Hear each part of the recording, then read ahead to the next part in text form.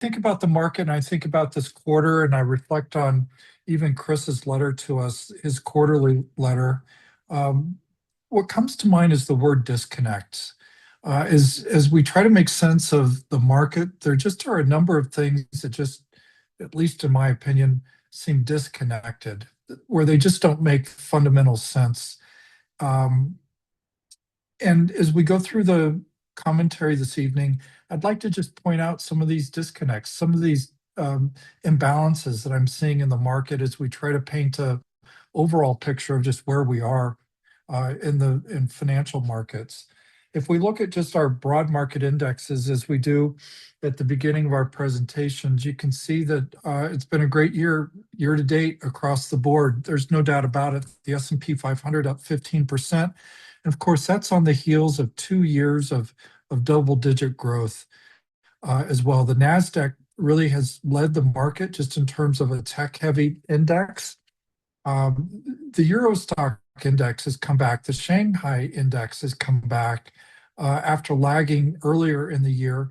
And I think a big part of this is tariffs, particularly with China. As the US kind of distanced itself and separated from China, China's reaggregated a global marketplace and is stronger than ever and has come back stronger this year. And it's just a disconnect. Maybe it's kind of funny that tariffs would be the primary catalyst for this.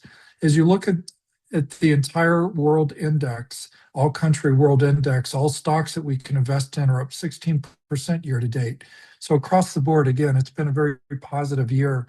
And if we just look at the S&P 500 year to date graphically, you can see the journey that we've been on so far this year. And since April, it's been kind of a steady upward trend over the last 6 months or so. If we look at the S&P 500 sector performance, you can see common sectors leading the way. First, info technology, or the technology sector, with all that's going on with AI and investments around technology. Communication services, which include companies like Alphabet, the parent of Google and Meta and others, really have led the way, and that's really been the story. These 2 or 3 sectors that have outperformed. But if you look at consumer staples, it's the only sector of the S&P 500 that's dragging year to date. And again, I think it's a disconnect. It really speaks of 2 economies. One is the AI economy, but the other is just everybody else. And we'll see some slides to that point earlier. But consumer staples, these are companies like Procter and Gamble and General Mills, Tyson Foods, Walmart, Costco, CVS. These are the staples of just everyday lives, everyday American lives, and supplying and supporting lives. And that's the area that's down year to date. And it just, I think, speaks to the other part of the economy, and we'll highlight that a little bit. But this just strikes me as a disconnect in the marketplace. Price to earnings ratios, we're at highs. We're at highs if you look back over the last 30 years or so. You can see that we're just up around 22, 23 times earnings on the S&P 500. They're elevated for sure, and you can see that graphically. One of the things that's of real concern, perhaps a disconnect, is the importance of the top 10 stocks of the S&P 500. We've talked about the Magnificent Seven. Increasingly, people are talking about the Mag 10 now. But in any case, the largest companies in the S&P 500 really have stole the show year to date, really the last couple of years, driven primarily again by AI. But if you look at the top 10 stocks in the S&P 500, their PE ratio is 30 times. Compared to everything else, the remaining 490 stocks in the S&P 500, they're at 19 times. So there's a definite disconnect there, and it just speaks to the importance of large mega cap technology in the marketplace right now, and how that really has become, it represents about 40% of the value of the index right now. So just something that we continue to watch. if we look and, you can be critical or concerned about high PE ratios, even of the Magnificent 10 or the largest of the stocks, but you can make an argument that prices are supported by the fundamentals of corporate earnings, and corporate earnings are expected, did grow over 13% in the second quarter. Earnings continue to show positive growth and expected growth in the third and fourth quarter and to end the year. But with earnings growth rates like this, that augurs well for a strong market, and that's what we're seeing. So we are seeing earnings support growing valuations. But despite all of that, I think it's interesting. Maybe another disconnect is consumer confidence in the stock market. And you can see it graphically going back all the way to 1971, but we're just at a low point in terms of consumer confidence. There just seems to be a real concern about this market, valuations in the market, and just how far we've come, particularly with just a handful of stocks. I think it's interesting when you look at cash reserves. Money market funds are at all-time highs, over $7 trillion in money market funds right now. And then also what we're seeing with gold at $4,000 an ounce right now. So there's safe havens in the market, markets that are all-time highs. So just another disconnect. A lot of money on the sidelines, but the market continues to really accelerate and grow. In terms of fixed income, 10-year treasuries are right at a 4% yield right now.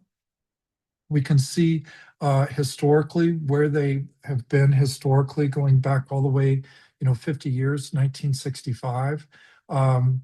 We're settling in right around this 4%. One of the things that we've seen is that the yield curve over the past year, short-term rates have come down pretty significantly, where long-term rates have just increased a little bit. It's a steepening of the yield curve for sure. For a long time, we saw an inverted yield curve, but it's more of a normalization of the yield curve and a reflection of short-term interest rates coming down. But there's still a lot of pressure on supply pressure in terms of just interest rates, out beyond 10 years, even to 30 years. But this is how the yield curve looks right now. In terms of the economy, I think one of the things that, if you're going to talk about the economy, one of the first things is to talk about the government shutdown, another disconnect. We're now, as of today, 36 days into the government shutdown. It's the longest shutdown that we've had so far. It beats the previous record of 35 days, which was set in 2018. I think we're finally starting to feel the pinch of it. Certainly, if anyone that's on food stamps, staring down the end of supplemental nutrition benefits, that's going to create a real problem. Hunger. 42 million people rely on SNAP.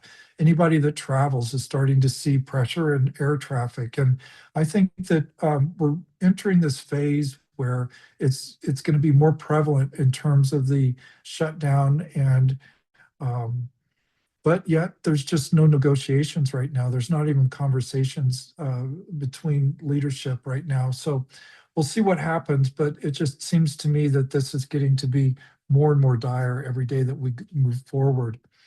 Inflation, we saw inflation marked in September. With the shutdown, we're not getting more up-to-date data, and the Fed's making decisions now on inflation data that's outdated.